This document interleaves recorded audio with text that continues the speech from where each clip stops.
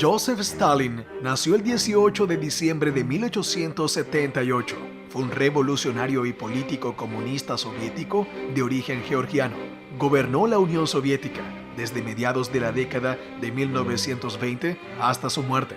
Fue secretario general del Partido Comunista de 1922 a 1952 y primer ministro de su país de 1941 a 1953, presidiendo inicialmente un Estado unipartidista que gobernaba mediante un sistema de dirección colectiva. Consolidó el poder convirtiéndose en dictador o autócrata de la Unión Soviética ya en la década de 1930. Ideológicamente vinculado a la interpretación leninista del marxismo, contribuyó a formalizar estas ideas como marxismo-leninismo, mientras que sus propias políticas se conocieron como estalinismo. Esta es la historia de un joven de Georgia, hijo de un zapatero, que a pesar de sus humildes condiciones logró ingresar en una escuela de teología en Tiflis.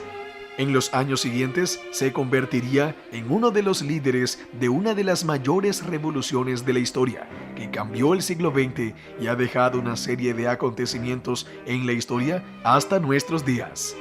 Su nombre es más recordado como una leyenda negra, un dictador que dirigió el primer país socialista del mundo durante varias décadas. Joseph Stalin es su nombre: dictador, genocida o líder pragmático. Eso es lo que veremos aquí.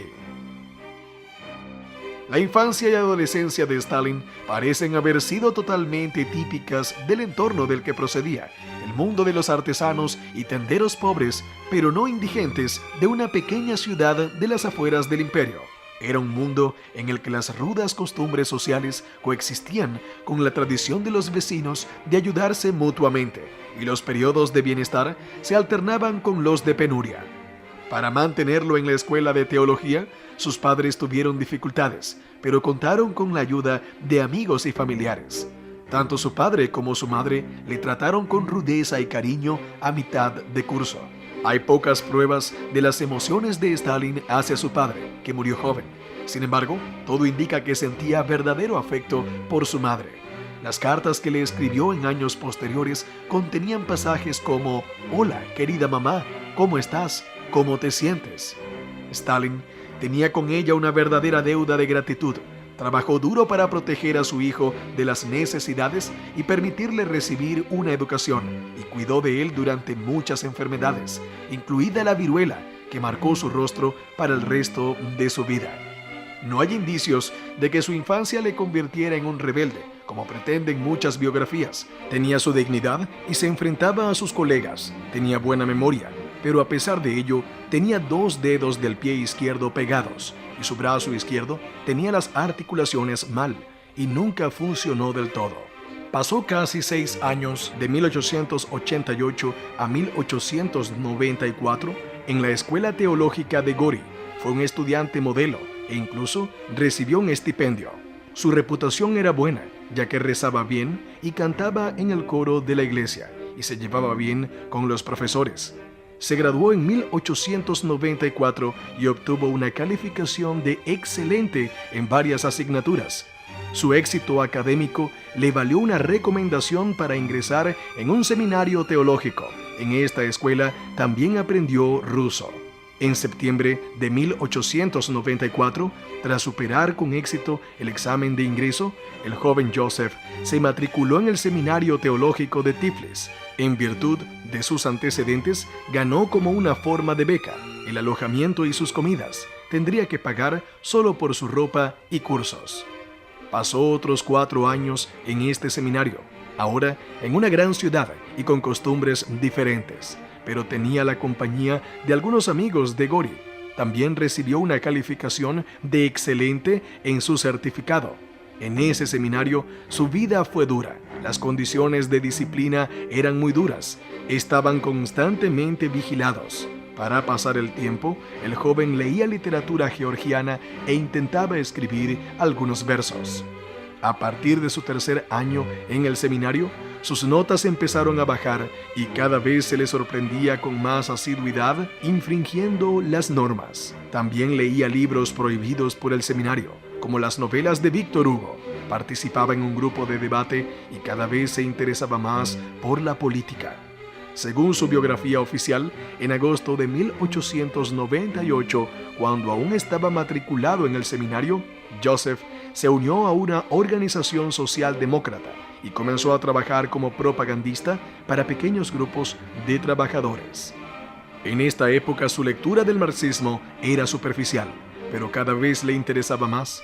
De hecho, la creencia en el marxismo se extendía en Europa como una epidemia. En 1899 fue finalmente expulsado del seminario. A pesar de ser considerado un rebelde, obtuvo un certificado de excelencia por los 4 años que estudió en el seminario. A finales de 1899, Joseph fue contratado con la ayuda de unos amigos para trabajar en la estación meteorológica de Tiflis. Sus obligaciones implicaban la grabación constante de lecturas instrumentales y por tanto le obligaban a residir allí, lo que resolvía su necesidad tanto de dinero como de vivienda. Pronto se alineó con la ala radical de la Organización Socialdemócrata de Tiflis, que rechazaba la agitación a través de la propaganda legal y prefería en su lugar el fomento de huelgas y protestas. Entre 1900 y 1901, la ciudad de Tiflis vivió una oleada de huelgas que fueron duramente reprimidas por el imperio. Joseph dejó su trabajo y pasó a la clandestinidad. Fue el comienzo de su vida como revolucionario. Solo tenía 22 años. El imperio ruso era un sistema de injusticias sociales lleno de conflictos étnicos y el autoritarismo de la dinastía Romanov. José nació en la zona más conflictiva, donde los conflictos étnicos eran prominentes, aunque no le quita responsabilidad al peso de sus elecciones. La región del Cáucaso en la que vivió era una extensa frontera entre el oscurantismo del régimen y la sed de sangre de muchos revolucionarios. Evitó la cárcel durante algún tiempo, lo que le permitió ascender en la jerarquía del partido. En 1902 se trasladó a Batum, donde organizó una serie de huelgas y protestas que fueron duramente reprimidas, y Joseph acabó siendo detenido. Encarcelado durante año y medio, aunque recurrió varias veces su encarcelamiento, fue liberado en otoño de 1903, pero tendría que exiliarse en Siberia Oriental. Permaneció poco tiempo en el exilio, del que escapó a principios de 1904. Durante los 2 años que José pasó en prisión y en el exilio, el Partido Socialdemócrata de Rusia experimentó importantes cambios. Aunque formalmente seguía siendo un partido único, en realidad estaba dividido entre los seguidores de Lenin, los bolcheviques y los mencheviques más moderados. Lenin tenía su propia visión de una revolución socialista. Creía que los trabajadores aún no estaban preparados y que necesitarían revolucionarios profesionales que enseñaran a los trabajadores cómo llegar a la revolución.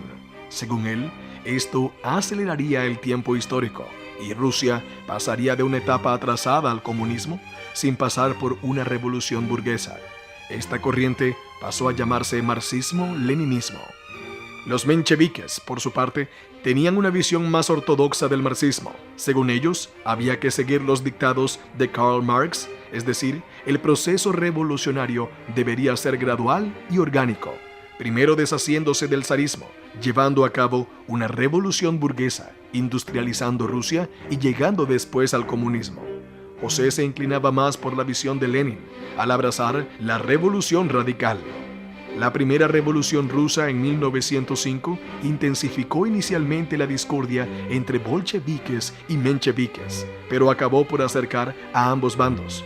Ambos grupos se enfrentaban a un enemigo común, el gobierno y sus partidarios, y ambos apelaban cada vez más a la violencia y la brutalidad. Los mencheviques y los bolcheviques empezaron a actuar por zonas. Joseph se marchó a Georgia, pasando a colaborar en huelgas y protestas, escribiendo panfletos y artículos y ayudando a crear una imprenta clandestina y grupos militantes. En octubre de 1905, tras el Domingo Sangriento y la revuelta del acorazado Potemkin, el zar Nicolás II se vio obligado a hacer concesiones. Rusia recibe su primer parlamento, la Duma. Se proclamaron libertades políticas, así como concesiones laborales. Pero los revolucionarios siguieron con sus planes. En ese momento, mencheviques y bolcheviques volvieron a unirse, aunque en los congresos los diputados bolcheviques perdieron estrepitosamente frente a los mencheviques. La excepción fue José, que consiguió salir elegido. Las votaciones se celebraron en el extranjero por motivos de seguridad, y gracias a ello, Joseph conoció el mundo e hizo muchos contactos. En 1906 contrajo matrimonio con Ekaterina Svanidze, y su primer hijo nació en marzo de 1907, al que llamaron Yakov. Tras un robo millonario en Tiflis, los mencheviques enviaron a José a Bakú. Allí murió Ekaterina, y el hijo pequeño de la pareja fue adoptado por sus abuelos maternos. La revolución de 1905 hizo temer a las élites rusas. El zar se vio obligado a dar algunas concesiones. Rusia era más libre y con reformas serias, pero a medida que amainaban las ebulliciones, aumentaba la represión. En marzo de 1908, Joseph fue detenido de nuevo. Alegó no pertenecer a ninguna organización política, pero no funcionó. Acabó exiliado de nuevo, esta vez en Vologda.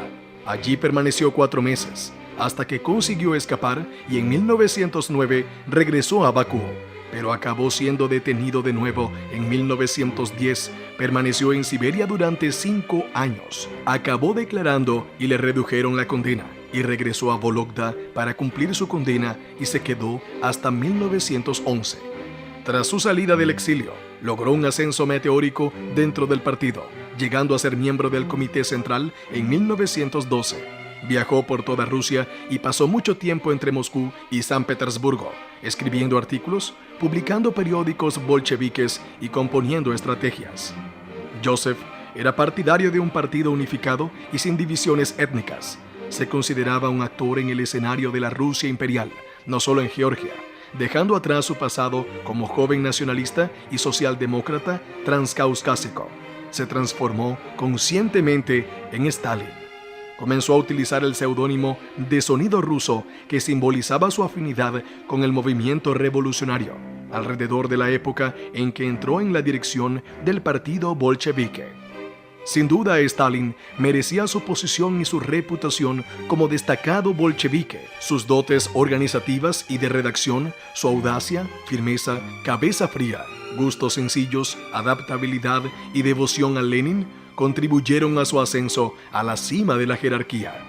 Su ascenso en el partido se vería truncado en 1913 al ser detenido de nuevo, esta vez por un miembro del partido.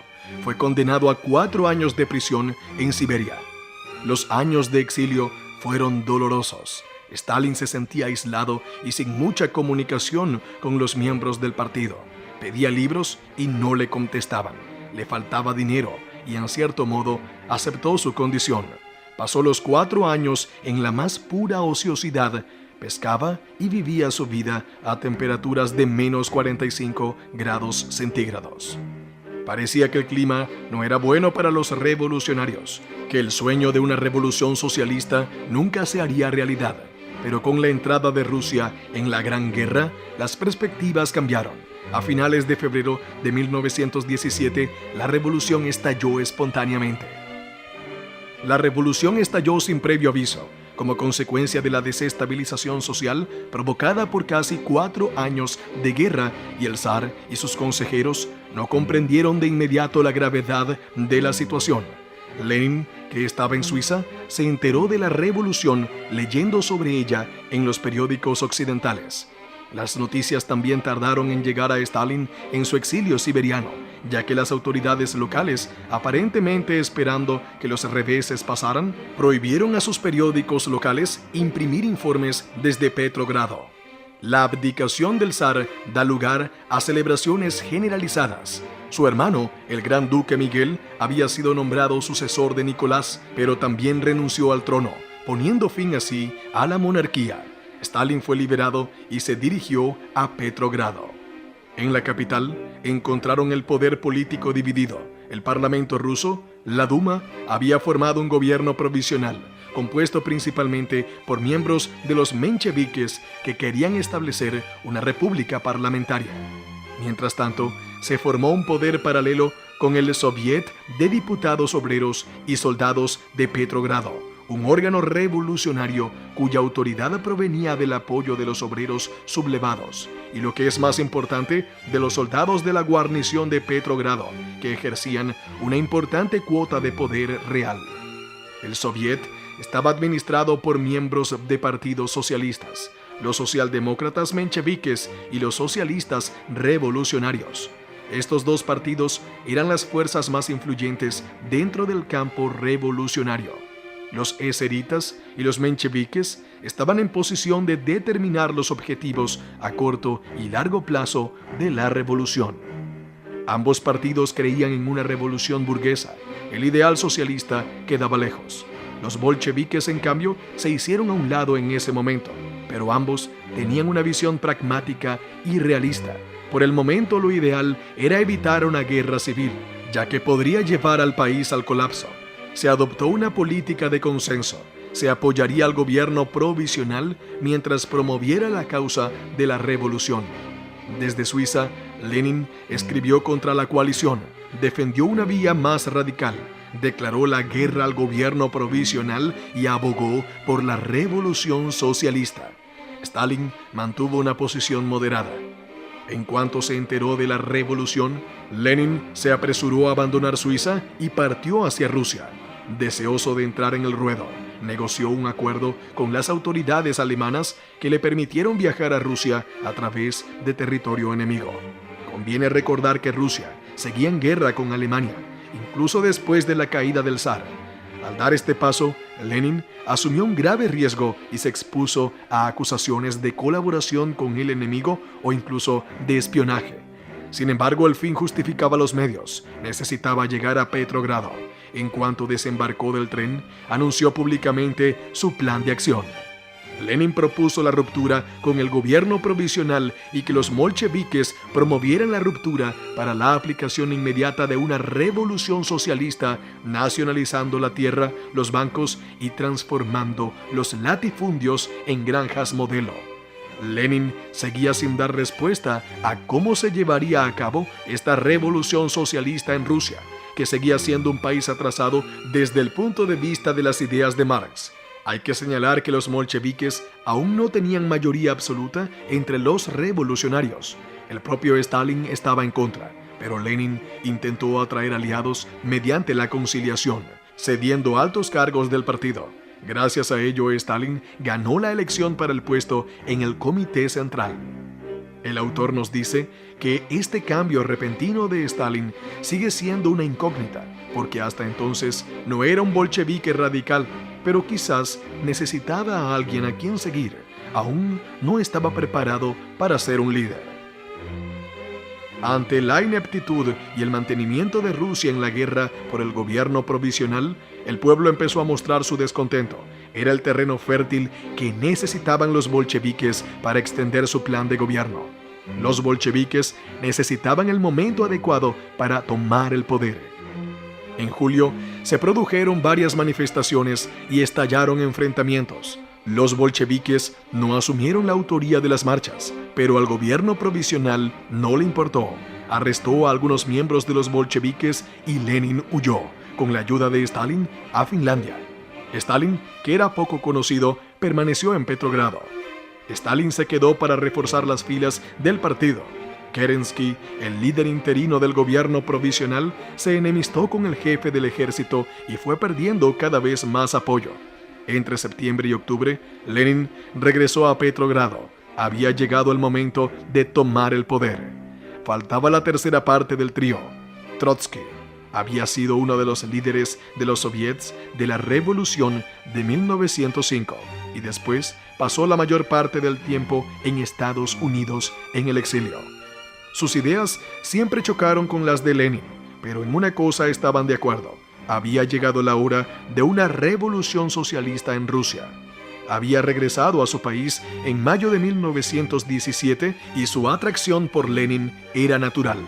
Rápidamente se encontró en el centro de los acontecimientos. En septiembre ya era el líder del Soviet de Petrogrado y desempeñaba un papel central en la trama de la insurrección. Según el autor, es posible que Stalin sintiera una punzada de envidia ante este ascenso meteórico de Trotsky. Además, tenía dos cosas que Stalin codiciaba. Era buen orador, capaz de hechizar a las masas, y tenía una escritura brillante y atractiva. A diferencia de los aburridos discursos y textos de Stalin, sin consignas ni eslóganes movilizadores. En las primeras horas del 26 de octubre de 1917, los bolcheviques arrestaron a miembros del gobierno provisional y formaron su propio soviet de comisarios del pueblo, con Lenin como presidente. Stalin fue nombrado comisario del pueblo para las nacionalidades. El gobierno provisional fue derrocado y sustituido por un consejo bolchevique de comisarios del pueblo. En enero de 1918 se dispersa la Asamblea Constituyente. En marzo de 1918 se confirmó un acuerdo de paz independiente, humillante y depredador con Alemania. En poco tiempo Rusia entró en una guerra civil. Alineados contra los bolcheviques estaban miembros de las clases media y alta y el ejército blanco, socialistas perseguidos y campesinos furiosos por la confiscación de sus cosechas. Los antiguos aliados de Rusia, Francia e Inglaterra también entraron en conflicto, financiando al ejército blanco. El objetivo era impedir que se completara la revolución. Entre 1918 y 1920, una ola de matanzas se abatió sobre Rusia. En la escala de vidas perdidas, la guerra civil superó con creces las bajas rusas durante la Primera Guerra Mundial y la Revolución de Febrero, que rondaron los 2 millones de personas en la guerra civil. 3 millones murieron en el conflicto y 5 millones de personas fallecieron en el periodo posterior como consecuencia de la hambruna que asoló el país. Al comienzo de la guerra civil, Stalin, que hasta entonces no había tenido experiencia en el ejército, empezó a mandar un destacamento en la ciudad de Tsaritsyn, más tarde Stalingrado.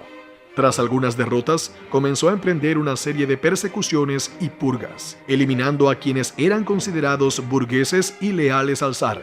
Lenin no se opuso a los fusilamientos llevados a cabo por Stalin, pero Trotsky se opuso categóricamente. Para él, esta actitud obstaculizaría su proyecto de transformar el Ejército Rojo en una institución disciplinaria y profesional. Stalin, a su vez, se defendió e hizo la calavera de Trotsky, pero Lenin se mantuvo al lado de este último, y Stalin se vio obligado a abandonar a Tsaritsyn. A partir de entonces, Stalin dedicó el resto de su vida a odiar a Trotsky. Stalin aún permanecía en el mando militar, comandando batallas en Crimea y Lviv, ambas sin éxito. Ante la falta de una victoria decisiva, regresó a Moscú y nunca volvió a la acción militar. Ante las derrotas del Ejército Rojo en Polonia, Stalin envió un memorándum al partido pidiendo reservas militares, ampliar la producción militar y la formación de nuevas unidades. Este fue el intento de Stalin de cargar la derrota sobre los hombros de Trotsky, principal dirigente del ejército. Trotsky respondió con prontitud, propuso la creación de un consejo de abastecimiento e invitó a Stalin a participar en él. «En ese estilo te parece mal, así que adelante, majo», contestaría en una nota corta y gruesa. «Por la presente declaro que no puedo y en consecuencia no trabajaré en el consejo de abastecimiento planeado por Trotsky». Días más tarde, ambos, junto con miembros del partido y Lenin, se reunirían en asamblea, y Stalin vería rechazadas sus propuestas y aún así sería testigo de la reafirmación de que Trotsky estaba haciendo un buen trabajo en las fuerzas militares de reserva. Lenin se puso claramente del lado de Trotsky. El 20 de septiembre, una sesión plenaria del Comité Central adoptó la decisión de enviar a Stalin en misión de larga duración al Cáucaso. Se le encomendó la tarea de establecer relaciones con los montañeses y poner orden en la política del Cáucaso y del este del Asia soviética. Los bolcheviques salieron vencedores de la guerra civil. Sin embargo, el país estaba agotado. El intento de Lenin de instaurar el comunismo de una vez había fracasado. La economía estaba estancada. Muchos sectores se rebelaron y entre 1921 y 1922 miles de personas sucumbieron al hambre. La alternativa era dar marcha atrás en el proyecto revolucionario y se implantó la NEP. Este plan económico puso en práctica algunas prácticas capitalistas en el país, pero el Estado seguía manteniendo el control de la economía. Gracias a la NEP, Rusia se alejó del borde del precipicio en pocos años. Lenin tenía el liderazgo absoluto. Trotsky proyectaba una sombra, mientras que Stalin corría el riesgo de convertirse en un funcionario de segunda fila. Llegó a dirigir dos organismos, el Comisariado de Nacionalidades y la Inspección General de Trabajadores y Trabajadores Rurales. No le gustaba nada este trabajo y pidió irse varias veces, hasta que en 1921 lo consiguió. A partir de 1921, la salud de Lenin se debilitó considerablemente. Sufría dolores de cabeza, fatiga y episodios de parálisis. Con su enfermedad, Trotsky se perfilaba como líder, pero Stalin ayudó a Lenin e impidió que esto sucediera. En 1922, Stalin fue nombrado para el recién creado cargo de secretario general del Comité Central del Partido Comunista. Debía dirigir la maquinaria burocrática que llevaba a cabo los deseos del partido. Innumerables funcionarios de nivel medio dependían ahora de Stalin para sus carreras, y en esta posición Stalin estaba bastante cómodo. Aunque en la escuela y en los libros de texto vemos que el trío Lenin, Trotsky y Stalin eran inseparables, no era exactamente así. Los tres se complementaban en relación con las disputas de ego, pero la relación más estrecha fue la que mantuvieron Lenin y Stalin. Los dos incluso intercambiaban bromas entre sí, y en el momento más difícil de su enfermedad, Lenin se dirigió a Stalin. Trotsky, por su parte, podía ser una amenaza para ambos y era muy taciturno, rígido y oficioso. Pero a veces ambos discrepaban, como en el caso de la construcción de la Unión Soviética. Stalin era partidario de una mayor centralización en Moscú, integrando a las repúblicas, pero dejando claro que las órdenes vendrían de la capital rusa. Lenin se oponía, quería una unión de repúblicas, pero con autonomía. Stalin cedió, conocía bien a Lenin y apreciaba lo poderoso que seguía siendo. Poco después se produjo un nuevo enfrentamiento y Lenin se dirigió a Trotsky, que sabía muy bien cómo jugar con las disputas dentro del partido. El punto álgido de la disputa entre Lenin y Stalin fue cuando éste censuró a la esposa del líder, a pesar de que estaba muy enferma. Lenin envió un mensaje muy amenazador y ambos estuvieron a punto de romper relaciones. Para el autor, es difícil decir si Lenin estaba decidido a romper realmente con Stalin.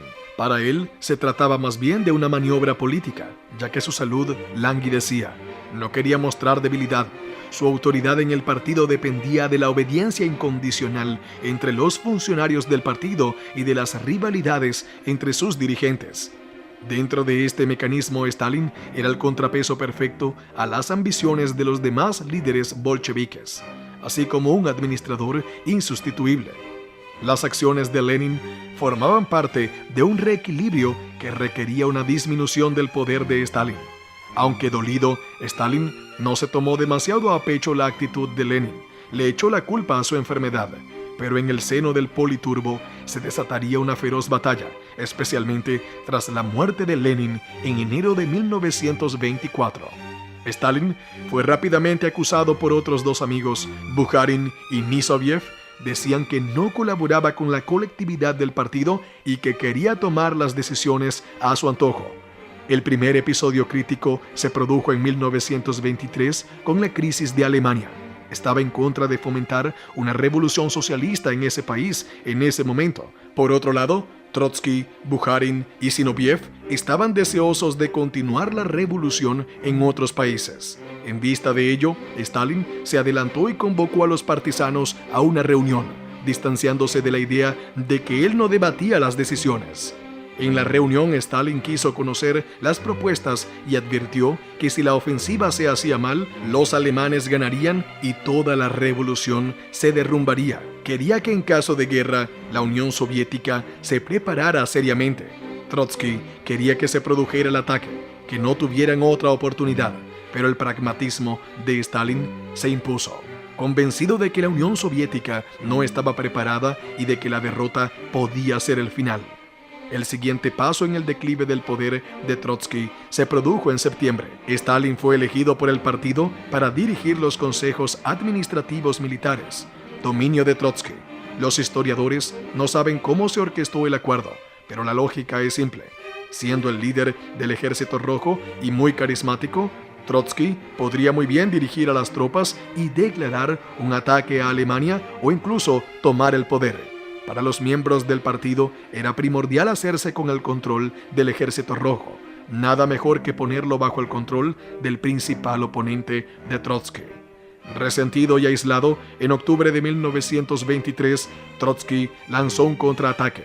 Declaró que la comisión estaba tomando decisiones equivocadas y perjudiciales. Era un imán para atraer a los miembros descontentos del partido.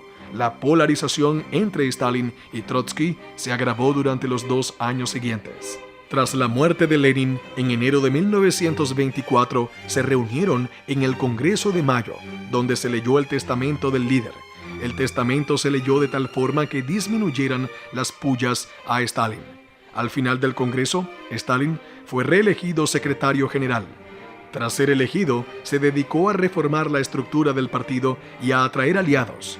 No quería ceder ni un ápice en sus decisiones, pero tampoco quería parecer autoritario. Como buen estudiante, siguió la táctica de Lenin y jugó con las vanidades de los partisanos. Su éxito en la contienda contra Trotsky se debió al sistema de dirección colectiva que estableció entre los dirigentes soviéticos y las entidades gubernamentales. El periodo de liderazgo colectivo fue una época productiva de toma de decisiones y prosperidad para la NEP. Sin embargo, el liderazgo colectivo empezó a desintegrarse cuando el gobierno adoptó una línea más radical y dura. Al igual que estableció el gobierno colectivo, Stalin supo desmantelarlo. Poco a poco, Stalin estableció una red de influencias en el seno del Politburó. Trotsky se fue aislando cada vez más, hasta que fue expulsado del Comité Central en una sesión plenaria en octubre de 1927, al mismo tiempo que se conmemoraba el 10º aniversario de la Revolución. Los opositores intentaron celebrar sus propias marchas y manifestaciones compitiendo con las oficiales. Fueron reprimidos, algunos detenidos o redirigidos. Trotsky, que mantuvo su oposición a Stalin, fue enviado a Kazajistán y posteriormente expulsado de la Unión Soviética. La Revolución Rusa, como la francesa, empezaba a devorar a sus hijos. Stalin estaba tomando la decisión crítica de que no se toleraría ninguna oposición y de que no era necesario un liderazgo colectivo, pero la gran represión tendría lugar en los años 30. Si el régimen político se fortalecía poco a poco, por otra parte, la economía mejoraba cada vez más. Gracias a la NEP, la producción comercial y agrícola era capaz de abastecer a los sectores más frágiles de la población. Aún así, algunos miembros del Politburó criticaron los beneficios concedidos a los miembros de la burguesía, pero todavía no era el momento de cancelar la NEP. Al mismo tiempo, los países capitalistas empezaron a reaccionar ante la inmensa influencia de la Unión Soviética. Gran Bretaña fue el primero, cortando relaciones diplomáticas. Luego el embajador soviético fue asesinado en Polonia. Stalin empezó a temer la escalada de un nuevo conflicto o la propagación de una traición monárquica interna. En consecuencia, urdió un plan para detener e incluso fusilar a miembros de la antigua nobleza. Una vez eliminada la oposición dentro del partido, en diciembre de 1927 se celebró el primer pleno del Comité Central. En este pleno se produjo el golpe maestro de Stalin. Presentó su carta de dimisión y se negó a presentarse a las elecciones para el puesto de secretario general. Ahora que la oposición ya había sido aplastada, anunció era un buen momento para cumplir la voluntad de Lenin. Dijo que era un hombre duro y que era necesario hasta ese momento, pero a partir de entonces no sería necesario. Como Stalin seguramente esperaba, el pleno se negó a aceptar su dimisión. Este acto le reportó importantes dividendos políticos. Se presentó como el impulsor de la victoria sobre la oposición, como un líder duro, y tranquilizó al resto de la cúpula con esta demostración de desapego al poder, mostrando que trabajaba por un gobierno colectivo. Tras esta arriesgada estrategia, se afirmó cada vez más como líder, o más bien, dictador. Stalin tenía un estilo de vida reservado, pero en su vida privada le gustaba leer mucho, sobre todo documentos y memorandos del partido. Se dice que leía entre 400 y 500 páginas al día.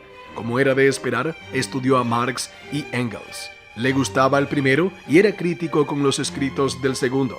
En su biblioteca privada tenía 397 objetos favoritos, 72 de los cuales eran escritos de Lenin. El líder bolchevique era su principal inspiración, más que Marx. Era difícil para Stalin hacer un discurso y no citar a Lenin. También amaba la historia. Para él, la historia era una forma de legitimar sus propias políticas. Se inspiró en dos zares, Iván el Terrible y Pedro el Grande. Consolidaron y ampliaron Rusia. Desarrollaron su imperio militar y lucharon sin piedad contra los enemigos internos. Ahora puede entender por qué. También era muy aficionado al cine y fomentó el movimiento cinematográfico soviético, así como el movimiento artístico conocido como realismo soviético, que pretendía transmitir a las masas lo que debían ser, al tiempo que distraía de las penurias y exhortaba a la virtud de anteponer el partido y el Estado a los propios intereses. A finales de 1927, la NEP mostraba signos de agotamiento. Era necesario sustituir este plan económico por una industrialización, pero para muchos, este plan debía hacerse de forma socialista. En este caso, la apertura al capital realizada en la NEP debía dejar de existir, pero hacerlo significaría que los campesinos tendrían que vender su grano directamente al Estado, y esto podría no funcionar por voluntad propia. Así que a principios de 1928 hizo un largo viaje a Siberia. Su objetivo era hablar con los líderes sociales para convencerles de que entregaran el grano y si se ocultaba, sería necesaria la represión. En un solo mes, Siberia cumplió 1 de 3 de su cuota anual. Detrás de las cifras alentadoras estaba la violencia empleada por los agentes. En el interior se produjeron registros y detenciones. A su regreso a Moscú, se encontró con cierta oposición dentro del Politurbo, pero no decidió enfrentarse a ella inmediatamente, sino que adoptó como medida el cebo, la paciencia y la subversión. Stalin aún no tenía tanto poder ni aliados para deshacerse de sus oponentes, y cualquier líder que amenazara abiertamente la unidad redescubierta del partido se encontraría en una posición impopular. ¿Cómo podía Stalin luchar contra el dominio sin socavar la unión? Solo había una solución: provocar sigilosamente una escisión y luego presentarse como partidario ofendido de la unión y sus enemigos como los cismáticos. Este fue el guión que siguió Stalin. El Politurbo estaba dirigido por Stalin, pero dividido entre dos grupos, uno liderado por Bukharin, que no aprobaba las medidas extremas de confiscación de grano, y otra minoría de amigos y fieles seguidores de Stalin. En 1928, con la ayuda de intrigas políticas, Stalin consiguió debilitar al grupo de Bukharin y reforzar la unidad entre sus seguidores. Es posible que se haya aprovechado de los errores de sus oponentes y probablemente del uso del chantaje, al constatar el dominio policial de los miembros del partido que habían trabajado con la policía antes de la revolución. En julio de 1928, Bukharin se reunió con Kamenev y le expuso con franqueza los conflictos que agitaban el Politurbo. El relato escrito de esta conversación por Kamenev fue robado y enviado a los seguidores de Trotsky, quienes, despreciando tanto a Stalin como a Bukharin, estaban encantados de imprimir el relato en panfletos y distribuirlos públicamente.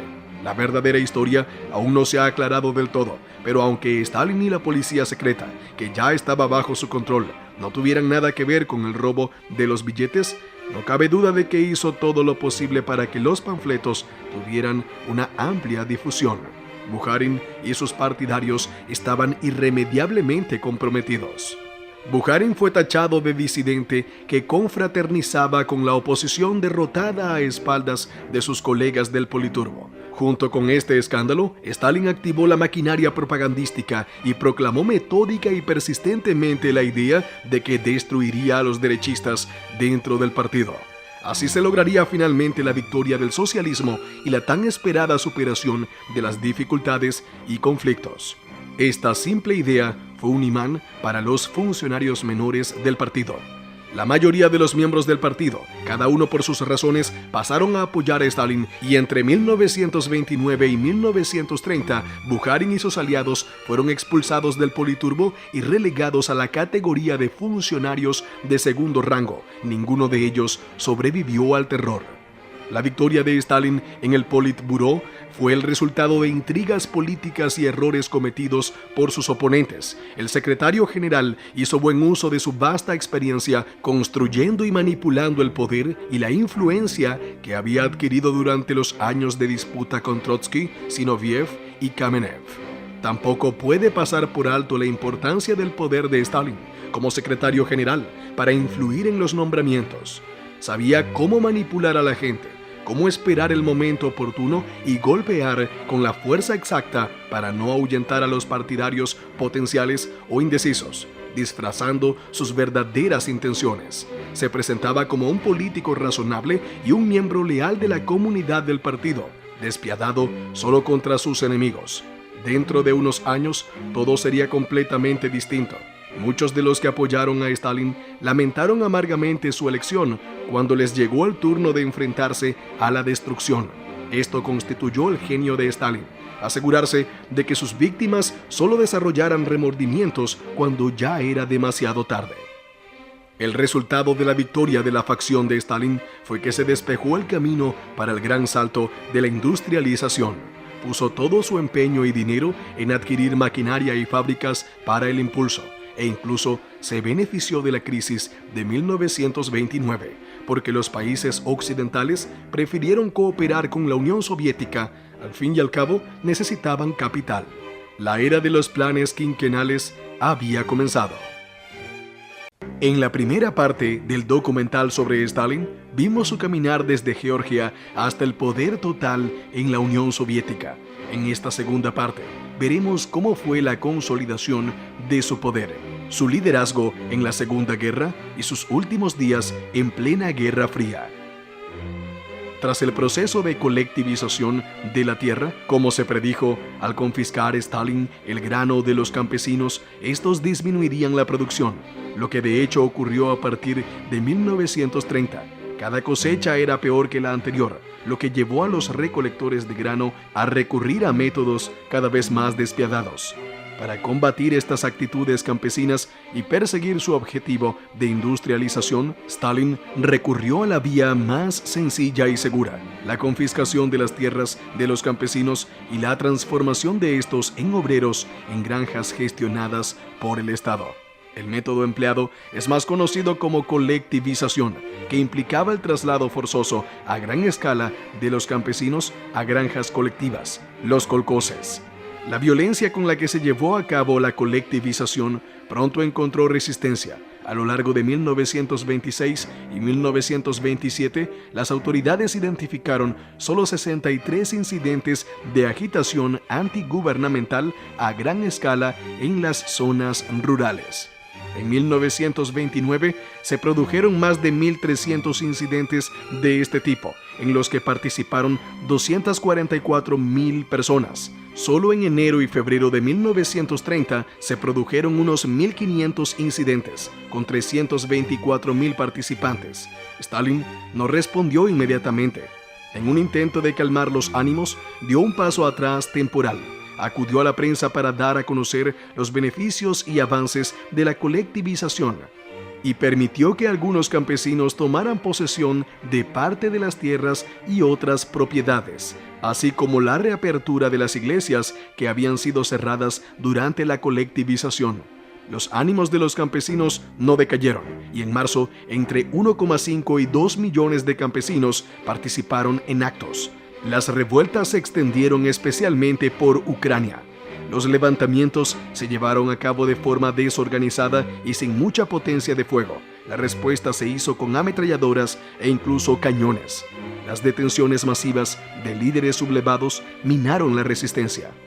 La colectivización fue la piedra angular de la dictadura de Stalin, y todas las demás características del sistema estalinista pueden considerarse derivadas de ella.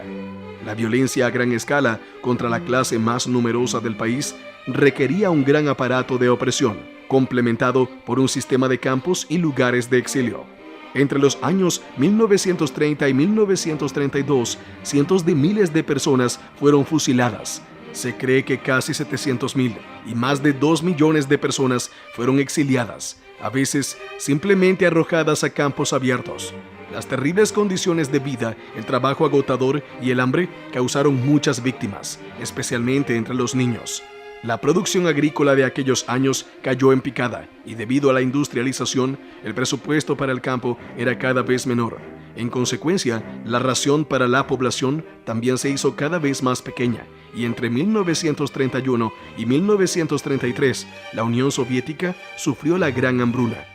Los resultados esperados por el plan quinquenal estaban muy por debajo de las expectativas. Las prisas seguían provocando daños en muchos equipos industriales y la producción de bienes de consumo era prácticamente inexistente. Según Oleg Kenyuk, entre los años 1932 y 1933, la Gran Hambruna se cobró la vida de entre 5 y 7 millones de personas, siendo la política estalinista del Gran Salto su causa principal.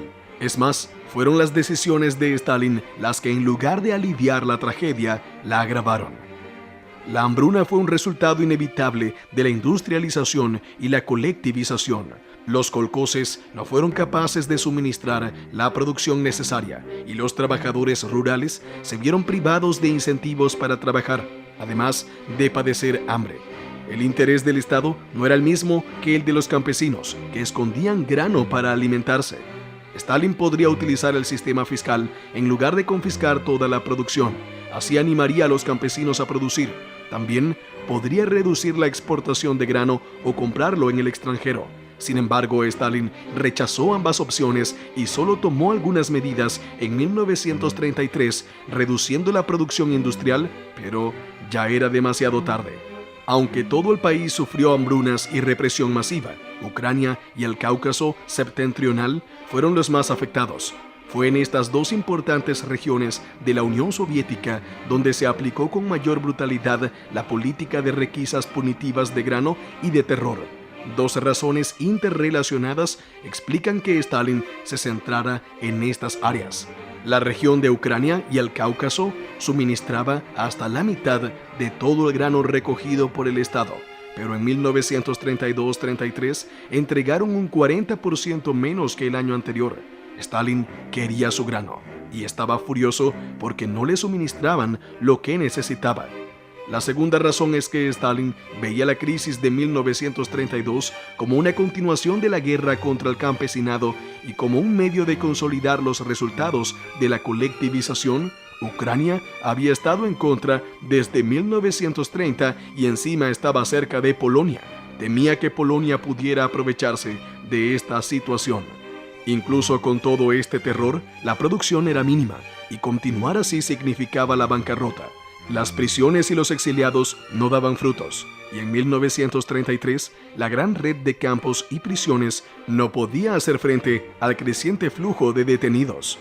Hubo que construir nuevos campos para al menos 2 millones de deportados, pero el dinero escaseaba y solo pudieron encarcelar a 270,000 personas.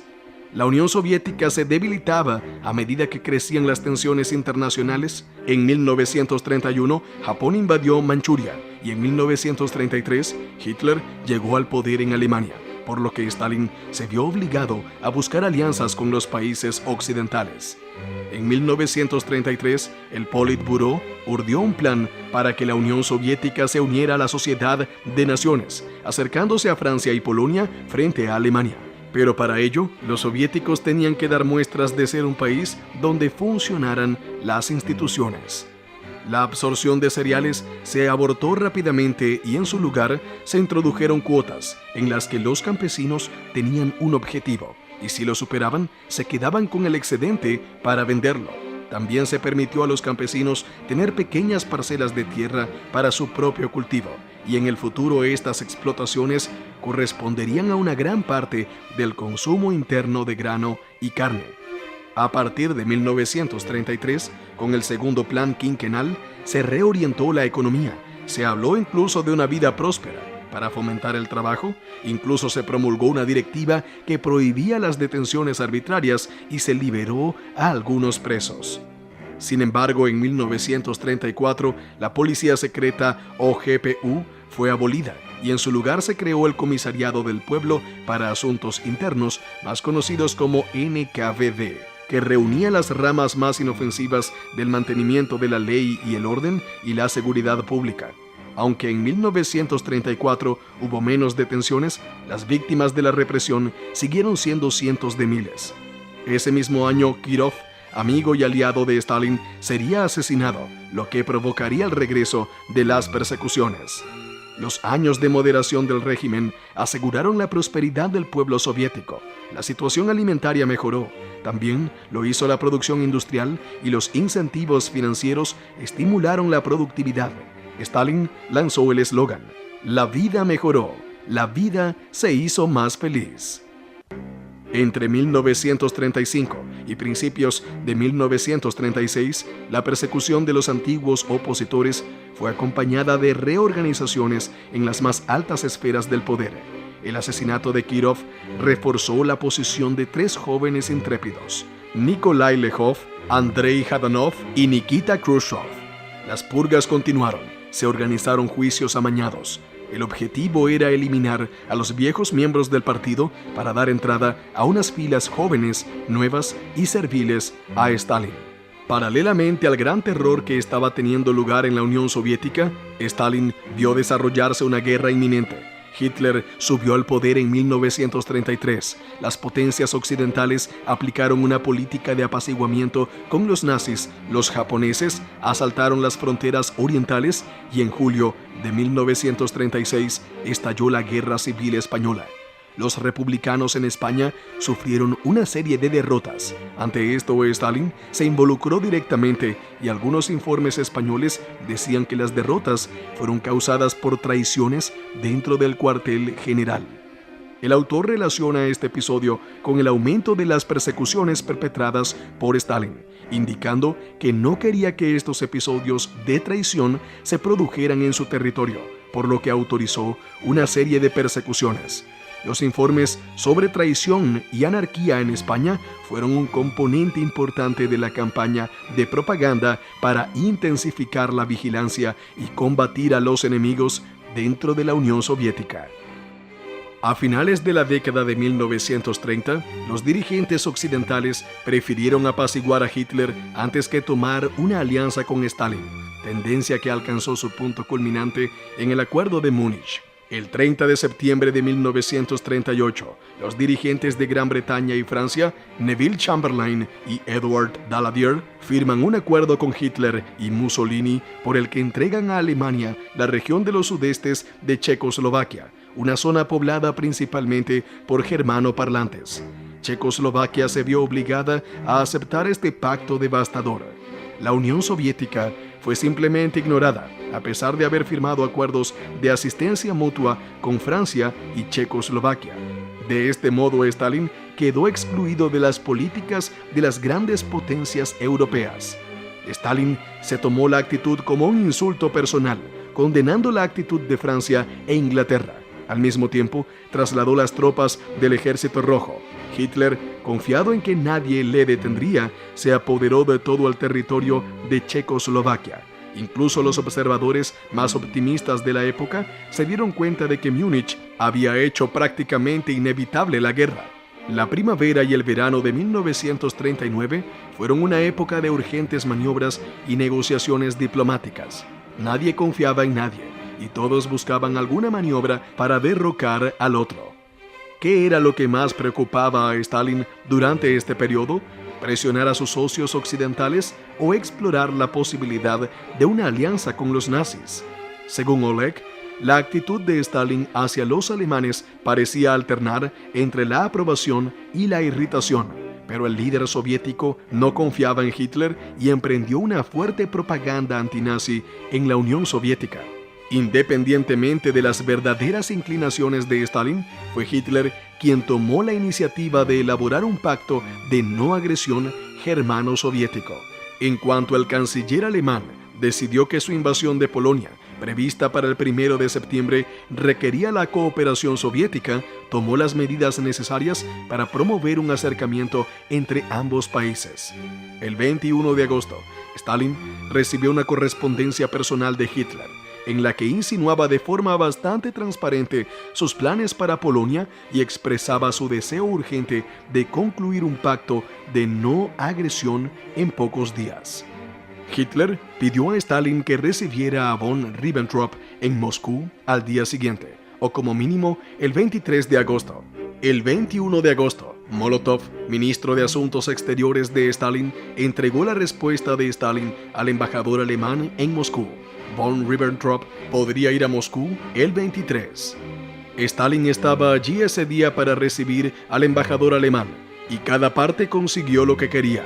Además del pacto de no agresión, Stalin insistió en que se redactara un protocolo secreto en el que se estipulara que Alemania y la Unión Soviética se repartirían Europa Oriental, la parte más oriental de Polonia, que para entonces incluía partes de Ucrania y Bielorrusia. Letonia, Estonia y Finlandia fueron reconocidas como partes integrantes de la esfera soviética. Polonia Occidental y Lituania quedarían para Alemania. Lo que la historia llama el pacto Molotov-Ribbentrop fue en realidad un acuerdo entre Stalin y Hitler. Podemos decir que fue una medida pragmática de Stalin. Aunque fuera un asunto mal visto en el terreno de la moral, no era tan diferente de las democracias occidentales que firmaron el Acuerdo de Múnich. Además, este acuerdo con las potencias occidentales hizo que Hitler se dirigiera hacia el este, y ahora con este nuevo acuerdo con la Unión Soviética, Hitler sería libre de dirigir sus fuerzas hacia el oeste. Stalin envió un "parece que han cambiado las tornas" a las naciones capitalistas de Europa Occidental. Para Stalin, el pacto ofrecía una expansión sin riesgos en territorio soviético y la oportunidad de crear un amortiguador entre su país y la guerra que estaba a punto de desatarse en Europa. Encima de todo, estaban los japoneses. En la primavera de 1939, los conflictos entre las tropas soviéticas y japonesas ya estaban estallando en Mongolia. El pacto con Alemania fue un duro golpe para Japón, que ya estaba sufriendo algunas derrotas y no podía contar con su aliado. Alemania invadió Polonia el 1 de septiembre de 1939. Los aliados de Polonia, Gran Bretaña y Francia respondieron con una declaración de guerra y la Segunda Guerra Mundial estaba en marcha. Los nazis arrasaron Polonia sin apenas oposición. Las fuerzas británicas y francesas que salieron en defensa de Polonia tardaron demasiado en reunirse y no parecían tener mucha prisa por luchar. Por otro lado, cumpliendo su parte del acuerdo, el Ejército Rojo invadió Polonia el 17 de septiembre. Stalin justificó la invasión como un acto de liberación de los pueblos de Ucrania Occidental y Bielorrusia, tomados por Polonia en 1921. Pero tras ser anexionadas, estas regiones pasaron por el mismo proceso por el que habían pasado otras regiones: nacionalización de la tierra, eliminación del sistema capitalista y persecución de los opositores. En cuanto a Estonia, Lituania y Letonia, Stalin cedió y tomó una iniciativa diplomática colocando bases militares en estos países bálticos, pero manteniendo sus respectivas independencias. Según él, no intentaremos sovietizarlos. Ya llegará el momento en que lo hagan ellos mismos. El obstáculo que encontró entonces fue Finlandia. Además de una base militar, exigió al país nórdico partes de terreno cerca de Leningrado, que antes se llamaba San Petersburgo. Finlandia rechazó categóricamente las exigencias soviéticas. Stalin decidió usar la fuerza. Fue una batalla muy desigual. Finlandia era un país de solo 4 millones de habitantes, con un territorio minúsculo y solo 26 tanques frente a los 1.500 de los soviéticos. Stalin esperaba que la invasión fuera pan comido, pero este conflicto, conocido como la Guerra de Invierno, se prolongó inesperadamente. Los finlandeses consiguieron resistir con valentía y con la prolongación del conflicto, la Unión Soviética fue expulsada de la Sociedad de Naciones. Inglaterra y Francia se plantearon ayudar a Finlandia. Con esta repercusión negativa, Stalin desistió de sus planes y en marzo de 1940 firmó un tratado de paz. El Ejército Rojo perdió unos 130.000 soldados y más de 200.000 resultaron heridos. Las pérdidas finlandesas fueron sustancialmente menores, 23.000 muertos y 44.000 heridos. La guerra, Una gran derrota para la Unión Soviética y para Stalin personalmente puso al descubierto los puntos débiles de todos los componentes de la maquinaria bélica soviética. Los historiadores han sugerido que fue este conflicto el que inspiró a Hitler a adelantar su calendario para la invasión de la Unión Soviética. En Occidente, la Alemania nazi ocupó varios países de Europa Occidental, obligando a Francia a capitular en pocas semanas. La rápida y gloriosa caída de Francia cambió radicalmente la situación mundial. Una amenaza colosal se cernía sobre la Unión Soviética. Tan ocupado como estaba con la sovietización de los territorios anexionados, con la sombra de la Alemania nazi conquistando Europa Occidental, Stalin no olvidó a sus enemigos lejanos. En agosto de 1940, León Trotsky fue asesinado en México por orden de Stalin. Un agente del NKVD que había penetrado en el círculo íntimo de Trotsky mató al antiguo líder de la oposición con un punzón. En noviembre de 1940, Hungría, Rumania y Eslovaquia se unieron al eje. En marzo de 1941, fue el turno de Bulgaria. En abril, Alemania invadió Grecia y Yugoslavia. En diciembre de 1940, Hitler ya había aprobado planes para invadir la Unión Soviética en mayo de 1941.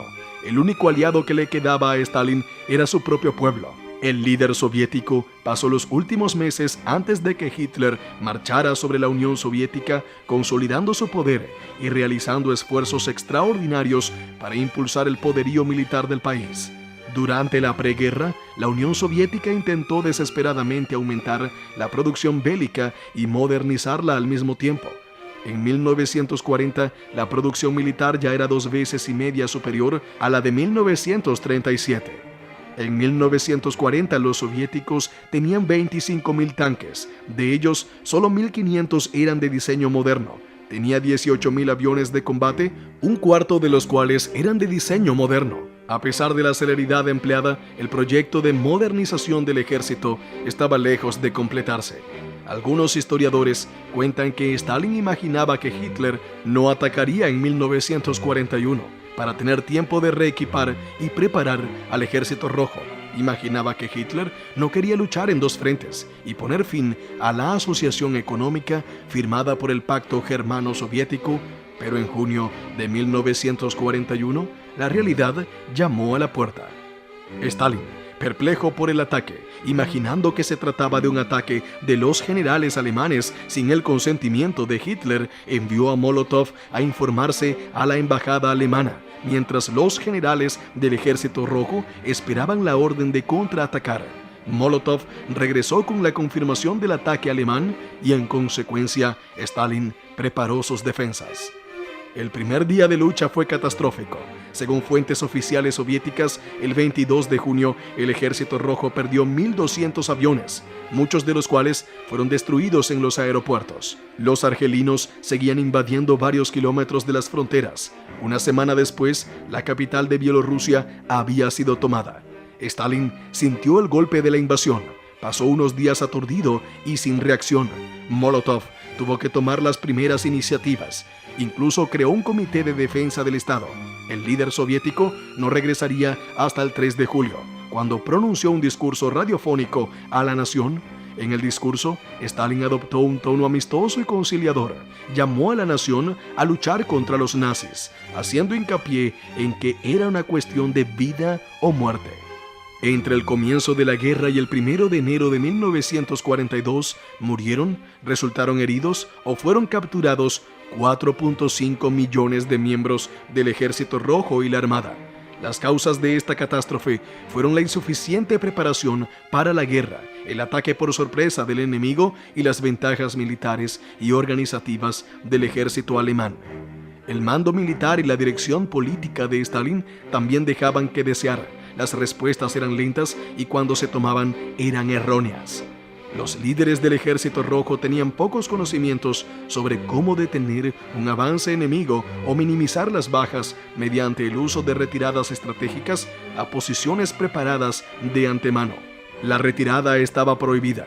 Para hacer cumplir esto, Stalin emitió una orden en el frente, según la cual, en caso de deserción, traición o similares, las penas serían la cárcel, la ejecución o la pérdida de la pensión estatal. A partir de agosto, el Ejército Rojo comenzó a contener la ofensiva de los alemanes, que ya estaban en Ucrania. Ya se acercaban a las tres grandes capitales: Leningrado en el norte, Moscú en el centro y Kiev en el sur. El tiempo actuaba en contra de los alemanes y la Blitzkrieg de Hitler estaba siendo finalmente contenida. Gran Bretaña y Estados Unidos empezaron a negociar con los soviéticos para obtener ayuda. Entre el 29 de septiembre y el 1 de octubre de 1941 se celebró en Moscú una conferencia de las tres potencias. Se acordó que ambos países entregarían a los soviéticos tanques, camiones, aviones y otros armamentos, además de alimentos, por supuesto.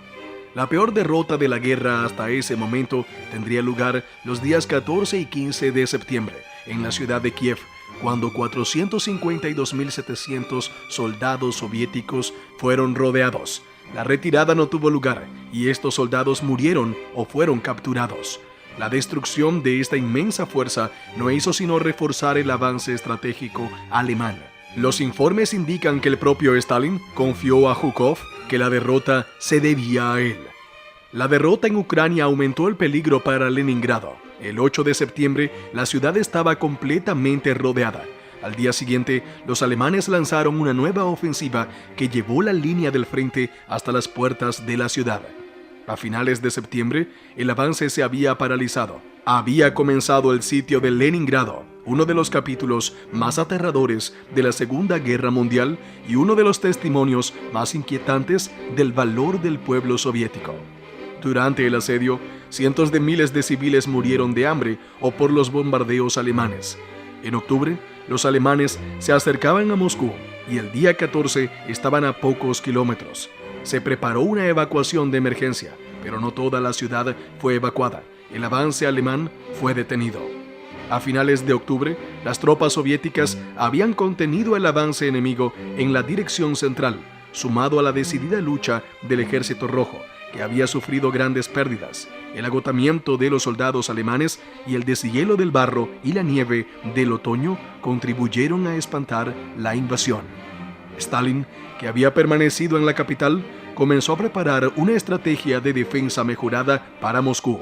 Además, se le daba muy bien la propaganda y con la tregua de noviembre preparó un desfile militar conmemorativo de la Revolución de 1917 y también pronunció un discurso a la nación, el segundo tras el inicio de la guerra.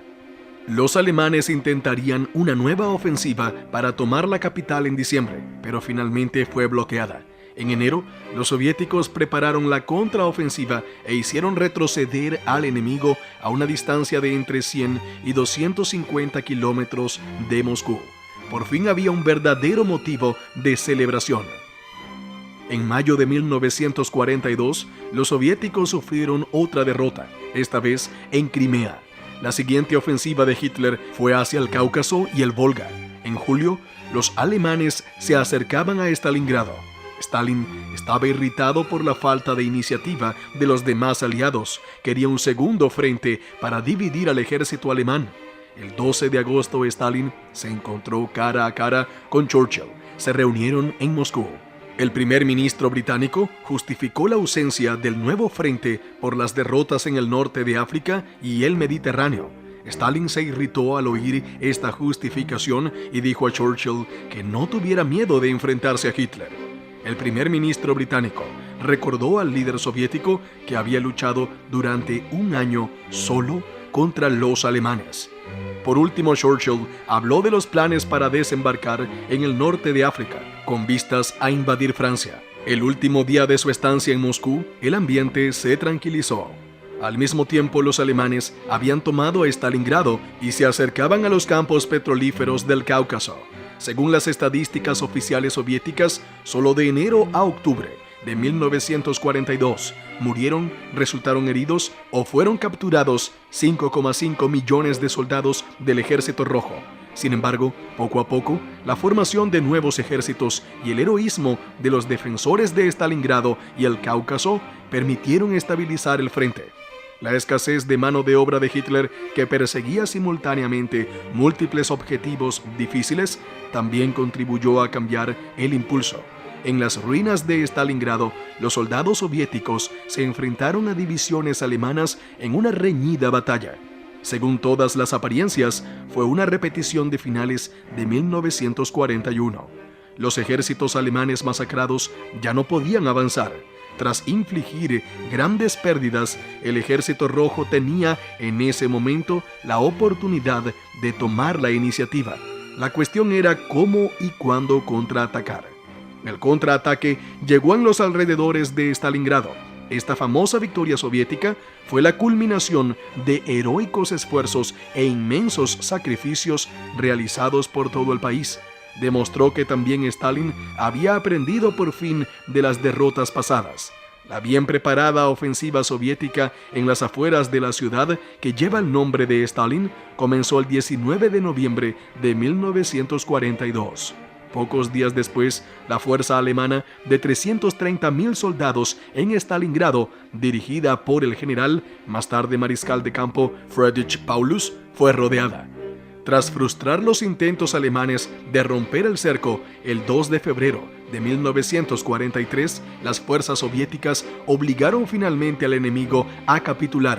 La prolongada batalla costó a los alemanes cientos de miles de soldados y oficiales. Más de 90.000 fueron hechos prisioneros, incluido el propio Paulus. La victoria marcó un punto de inflexión en la guerra. A partir de entonces, los soviéticos se llevaron sus palos contra los nazis. Tras la célebre victoria, los soviéticos pasaron a la ofensiva, logrando liberar Leningrado en enero de 1943. La ofensiva soviética hacia el oeste fue detenida por los alemanes, que prepararon una ofensiva sobre Kursk. La batalla de Kursk comenzó el 5 de julio de 1943 y continuó hasta el 23 de agosto. La batalla contó con enormes fuerzas. Un total de 4 millones de soldados se dispusieron en ambos lados. Esta fue una de las mayores batallas de tanques, y el bando soviético contaba con el doble de unidades que los alemanes. Los líderes nazis seguían confiando en que una organización superior y un armamento actualizado, especialmente los tanques Tiger y Panther, podrían darles otra victoria. Ese podría haber sido el resultado si no se hubieran enfrentado también a números superiores y a una fuerza más madura y mejor preparada. Tras desgastar al enemigo durante una semana de encarnizados combates desde una postura definitiva, el Ejército Rojo contraatacó. En plena contraofensiva, a principios de agosto de 1943, Stalin visitó el frente por primera y última vez. Fue una demostración importante para mantener su reputación de líder implicado y compasivo, igual que la vez que permaneció en Moscú cuando la ciudad estuvo a punto de ser tomada. La batalla de Kursk puso fin a cualquier posibilidad de victoria alemana, pero la mayoría de las fuerzas nazis escaparon al asedio y se retiraron a líneas de defensa en Ucrania, Crimea y el Directorio Central. Las fuerzas alemanas pasaron a una postura defensiva, lanzando solo contraataques intermitentes. A costa de muchas vidas perdidas, los soviéticos retomaron gradualmente el territorio y en noviembre de 1943 habían recuperado la ciudad de Kiev. Pero la sangrienta guerra no terminaría tan pronto. Los británicos habían recuperado el norte de África. La Italia de Mussolini pendía de un hilo y los estadounidenses obtenían victorias decisivas sobre los japoneses. Además, Alemania estaba siendo bombardeada en su territorio y había perdido varios submarinos. Sin embargo, Stalin exigió la apertura de un segundo frente por parte de Francia. Se trataba de relevar a su ejército y de su palabra, pues Churchill y Roosevelt accedieron a ello. En noviembre de 1943, los aliados se reunieron en Teherán, un lugar propuesto por Stalin. Esta concesión de Roosevelt y Churchill alivió al menos parte del escozor de su decisión de aplazar la invasión. El resultado fue la promesa de que Estados Unidos y Gran Bretaña abrirían un segundo frente en el norte de África en mayo de 1944. Aparte de otras cuestiones, Stalin tenía motivos para irse contento. En 1944, los aliados tenían claro que Alemania perdería la guerra. Quedaba por ver cuándo y cuántas vidas más se perderían. Los soviéticos ganaron terreno en el largo frente soviético-alemán y Stalin aprovechó las victorias para hacer una buena propaganda, desfilando 60.000 prisioneros por Moscú. La gente salió a la calle gritando «¡Muerte a Hitler! ¡Muerte al fascismo!». El Ejército Rojo y sus comandantes, dirigidos por Stalin, crecían cada vez más seguros de sí mismos, impulsados por la riqueza de sus recursos y la experiencia adquirida durante años de desastres y finalmente de victorias. Las victorias de principios de 1945 colocaron al bando soviético en una posición favorable para negociar con los aliados el futuro de la posguerra. El Ejército Rojo se adentraba en territorio alemán, que resistía e incluso intentaba contraatacar. Los primeros años de derrota enseñaron a Stalin a ser prudente y esperó pacientemente el momento oportuno para golpear. En febrero de 1945 se celebra en Yalta, Crimea, una nueva reunión entre los tres líderes de los países aliados. Lo que estaba en juego era el futuro de Alemania y la redefinición del mapa europeo. El punto muerto era Polonia. Stalin había elegido el país y no quería ceder ante Gran Bretaña. Ya se percibía el clima de Guerra Fría. El 16 de abril de 1945, Stalin decide acelerar la toma de Berlín, un mes antes de lo previsto. 2 millones de soldados participan en la toma de la capital alemana. La absoluta superioridad numérica y la elevada moral de los vencedores sellaron el destino del Tercer Reich.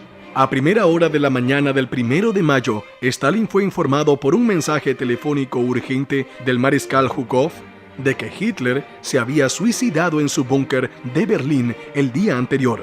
El 2 de mayo, la guarnición de Berlín se rindió. Durante la noche del 8 al 9 de mayo, Alemania formuló y firmó la rendición final. El 24 de junio, Moscú celebró un desfile de la victoria muy esperado e impresionado. Entonces, el 27 de junio, Stalin recibió el título de generalísimo.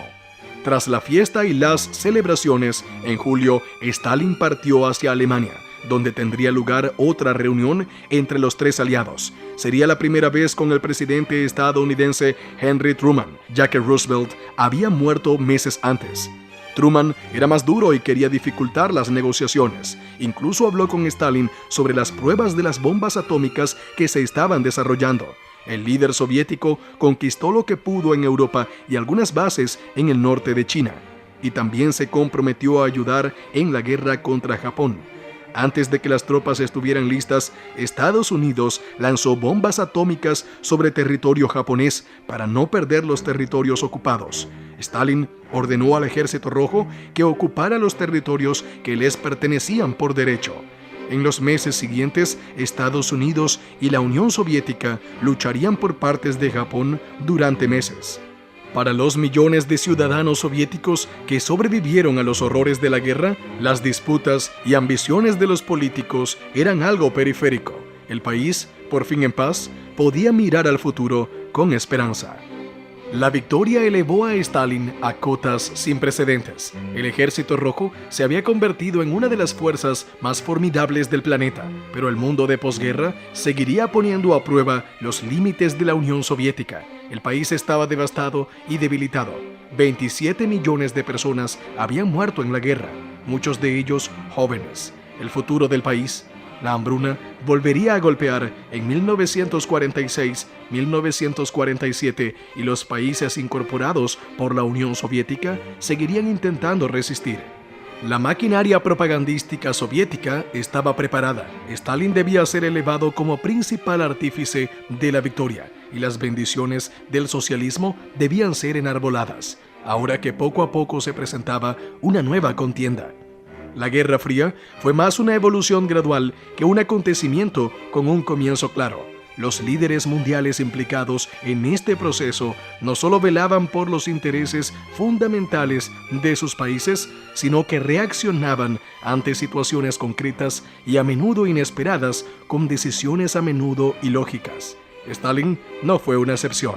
La intensificación del conflicto entre los aliados en la Segunda Guerra Mundial se vio alimentada por la total incompatibilidad de sus sistemas y sus antagónicos deseos de expansión. Cuestiones específicas tendían a exacerbar el recelo y la animadversión generales. El monopolio nuclear de los estadounidenses y su reticencia a permitir que los rusos se apoderaran de Japón fueron algunas de las muchas frustraciones que Stalin sintió al tratar con Estados Unidos. Es difícil imaginar que las concesiones mutuas hubieran podido evitar la ruptura de relaciones entre dos sistemas tan diferentes, pero los países capitalistas eran anticomunistas y el país comunista quería ampliar su área de influencia para combatir el capitalismo. Un hito de esta nueva etapa de la historia fue el discurso de Churchill sobre el telón de acero en 1946. Poco después, Truman respondió a los intentos soviéticos de afianzarse en Irán, Turquía y Grecia con un plan para ayudar a reconstruir Europa, cuya pieza central se conoció como el Plan Marshall. Stalin reaccionó rechazando la ayuda ofrecida con este plan y creando una organización comunista internacional, Cominform. Otra situación a la que Stalin debía estar atento era la cuestión de los dirigentes dentro del partido. Algunos habían ganado mucho prestigio con la guerra, como Zhukov y Molotov. El ministro de Asuntos Exteriores ya era anciano y se especulaba sobre su estado de salud. Stalin decidió retocar la dirección del partido, acercando a él a viejos amigos y reduciendo el número de oficiales militares populares que habían ganado prestigio gracias a la guerra. A finales de 1946, estas reestructuraciones habían equilibrado la balanza de poder entre los socios de Stalin. Las dimisiones, degradaciones y humillaciones públicas restablecieron más o menos la estructura del alto gobierno que había existido antes de la guerra. Stalin podía ahora dejar a sus socios en relativa paz mientras se ocupaba de los acuciantes problemas económicos del país. Llevó a cabo una amplia e impopular reforma económica, pero funcionó y a partir de 1948 el país no corría ningún riesgo de inflación y compensaba el déficit presupuestario. La relativa estabilidad financiera creó las condiciones para el desarrollo industrial.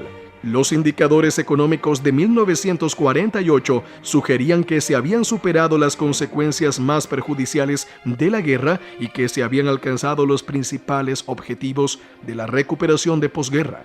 Stalin también aseguraba el control de la Unión Soviética sobre los países satélites de Europa del Este. Sin embargo, apareció un mal ejemplo, Josip Broz Tito de Yugoslavia. En la primavera de 1948 se vio envuelto en un conflicto con la Unión Soviética que se agravó rápidamente. Stalin se enfrentaba a un adversario digno.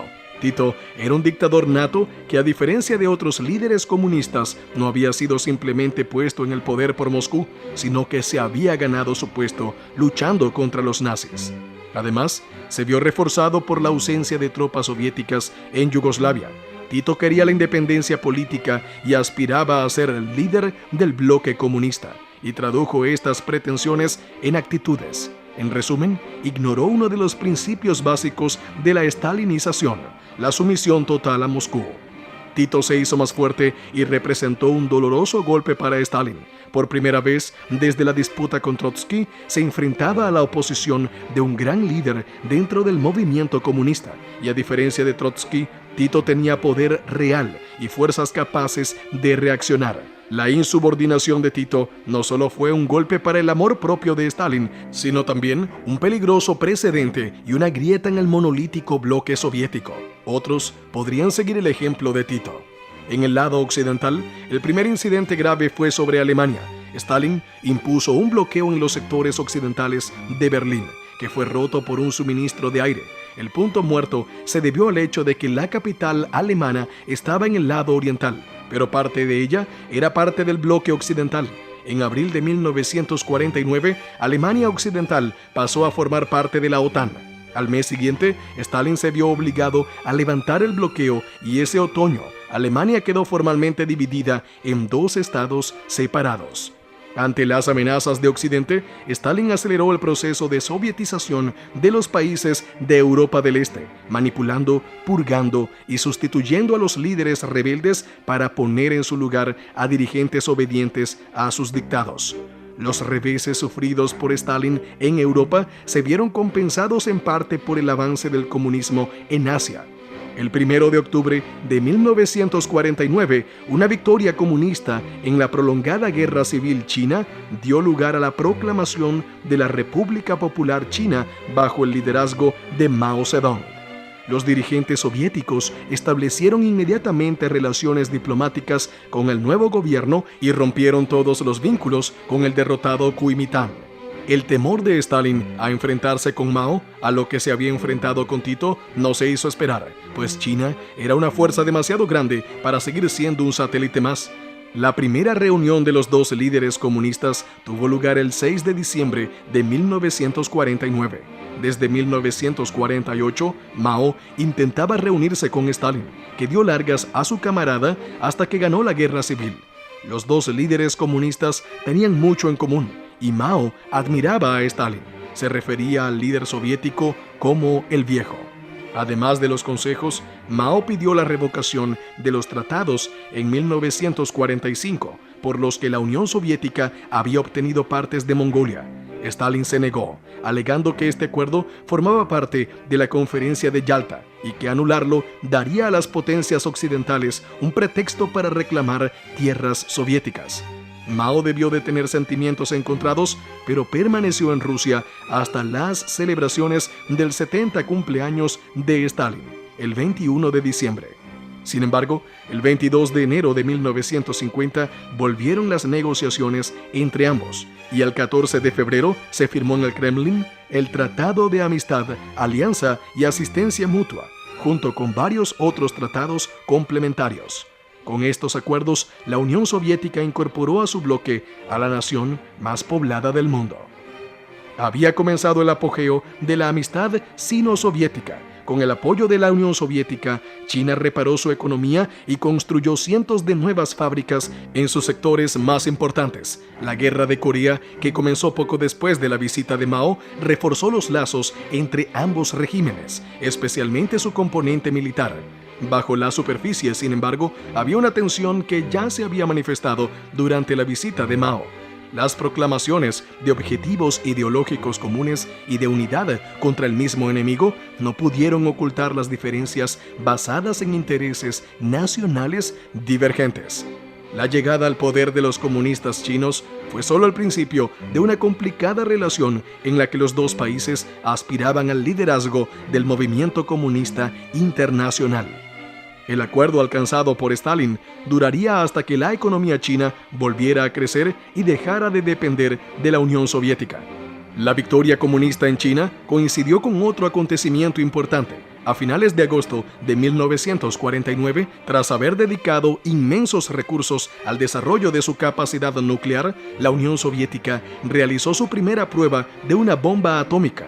La posesión de una bomba atómica, a pesar de su formidable importancia para la estatura de la Unión Soviética como potencia militar, no debió de subírsele a Stalin a la cabeza. Sabía que no podía actuar solo con sus arsenales y mantuvo su pragmatismo y cautela hacia Occidente, incluso en el primer conflicto indirecto entre los dos bloques, la Guerra de Corea. La Guerra de Corea aumentó las tensiones internacionales e impulsó la carrera armamentística. Según cifras oficiales, el ejército, que se había reducido a 2,9 millones de soldados en 1949, había alcanzado los 5,8 millones. La inversión en los ministerios militar y naval, así como en la producción de armas y equipos militares, creció un 60% en 1951 y un 40% en 1952.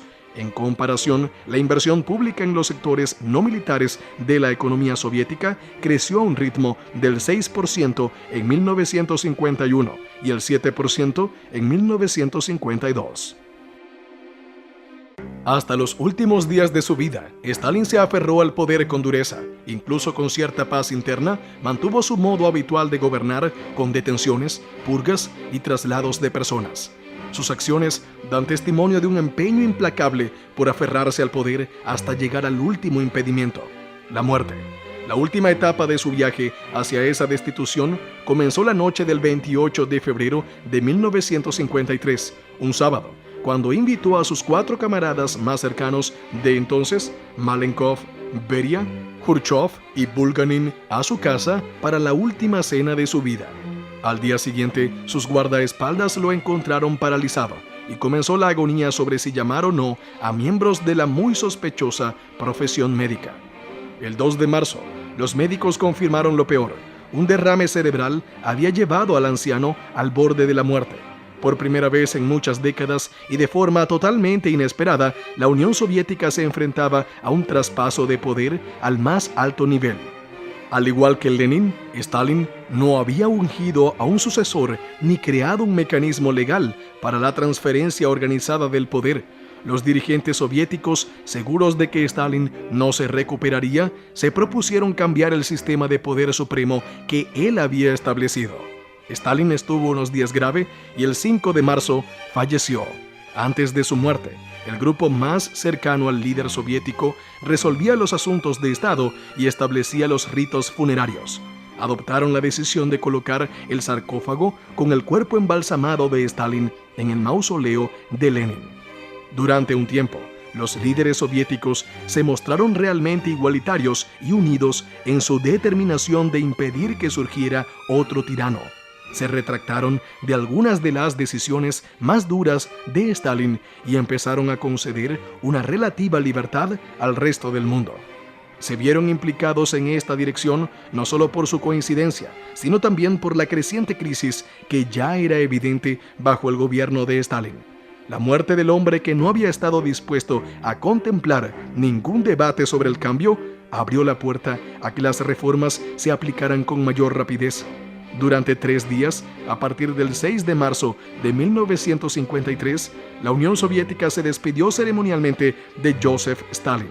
Miles de personas acudieron a su velatorio y en la confusión de la multitud, algunas acabaron pisoteadas hasta la muerte. Pero después de todo, lo que hizo que Stalin tuviera apoyo durante tanto tiempo, el autor Oleg Kekvniuk señala: la mejora de la vida de una parte de la población en los centros urbanos y rurales.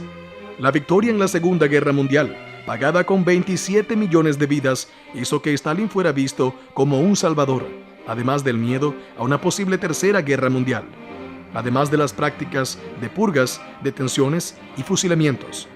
Las víctimas del régimen no se convirtieron necesariamente en opositores conscientes. El terror solía tener el efecto contrario, la intimidación hacia la gente más gobernable y sumisa, obligándola a demostrar su lealtad. Al final, establece una conexión entre el descontento de los rusos actuales con los gobernantes del país en relación con la gran desigualdad social y la corrupción. ¿Cuán grande es el riesgo de que una mezcla de ignorancia histórica, amargura y descontento social proporcione un terreno fértil para que arraiguen las mentiras y distorsiones pro-estalinistas?